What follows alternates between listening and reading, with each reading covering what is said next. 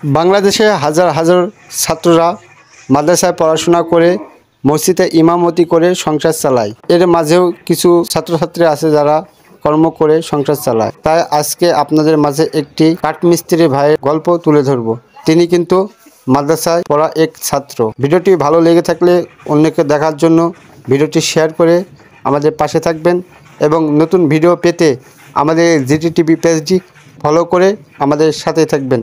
চলেন শোনা যাক বিস্তারিত ভিডিওর মাধ্যমে। আসসালামু আলাইকুম ভাই। ওয়ালাইকুম আসসালাম ওয়া রাহমাতুল্লাহি ওয়া বারাকাতুহু।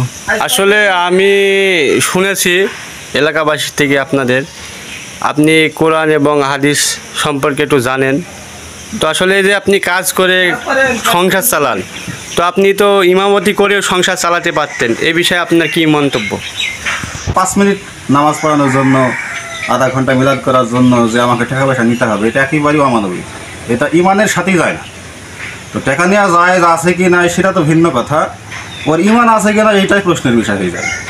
কারণ পরকালের মূল ফিলিংসটা কি, দাবিটা কি, যে এই দুনিয়া শেষ না, একটা দুনিয়া আছে, সেই দুনিয়ার জন্য আমাদের কিছু করতে হবে। এখন আমি যদি সামান্য 5টা মিনিট সময়, আধা ঘন্টা সময় যদি আল্লাহর রাস্তায় যদি ব্যয় করতে না পারি, তাহলে আমি কীভাবে বলতে পারি যে আমার ভিতরে ইমান আছে, আমি আল্লাহর ভয়ে বা আল্লাহর সন্তুষ্টির জন্য কাজ করতে চাচ্ছি? তারা নিজেরা কোনো স্বার্থ ছাড়া এক পা হাঁটে না যারা ধর্মগুরু, অথচ তারাই আবার জনগণকে উপদেশ দেয় যে আপনারা আল্লাহর রাস্তায় দান করেন, আল্লাহর রাস্তায় সময় ব্যয় করেন। তাহলে এই ধরনের ওয়াজ নসিহত কখনোই মানুষের অন্তরে প্রভাব পড়বে না। আমাকে আমল করে দেখিয়ে দিতে হবে যে দেখো আমি পরকালে পাওয়ার আশায় সময় ব্যয় করছি, খরচ করছি, কষ্ট করছি, ত্যাগ স্বীকার করছি, তোমরাও করো পরকালে পাওয়ার আশা। এটা আমলগতভাবে দেখাতে হবে। শুধু মৌখিক ওয়াজে কোনো কাজ হয় না, আমলের ওয়াজে সবচেয়ে বেশি কাজ হয়। আর আমাদের দিনের দায়ীদের ভিতরে যারা আলেম নামে সমাজে আছে, তাদের ভিতরে মৌখিক ওয়াজ থাকলেও এই আমলের ওয়াজ নাই। আর এই কারণেই ওয়াজ নসিহতে কোনো কাজ করছে না।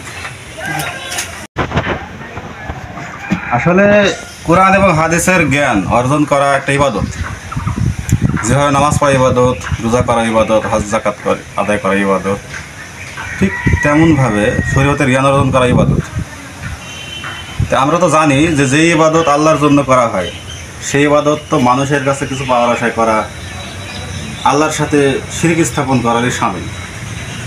আবু দাউদ শরীফের একটা হাদিস আছে, 3664 নম্বর হাদিসে আল্লাহ রাসূল বলেছেন যে বিদ্যা আল্লাহর সন্তুষ্টির জন্য অর্জন করা হয়, সেই বিদ্যা যদি কেউ মানুষের কাছে কিছু পাওয়ার জন্য যদি অর্জন করে, তাহলে সে জান্নাতের গন্ধ পাবে। তাহলে উক্ত হাদিস দ্বারা আমরা বুঝতে পারছি যে শরীয়তের জ্ঞান অর্জন করা আমার উপর ফরজ। আমি সে আল্লাহর সন্তুষ্টির জন্যই কোরআন হাদিসের জ্ঞান অর্জন করব।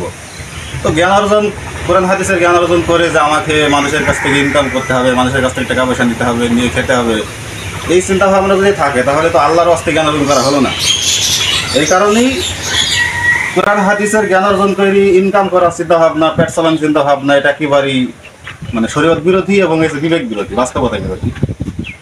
তবে ইমামতি করে টাকা পয়সা নিতে পারবে কোন ব্যক্তি, যে ব্যক্তি এত পরিমাণ কোনো প্রতিষ্ঠানে সময় ব্যয় করবে, যত পরিমাণ সময় ব্যয় করার কারণে সে কাজ করার সময় পাবে না, এরকম সময় ব্যয় করলে সে টাকা পয়সা নিতে পারে।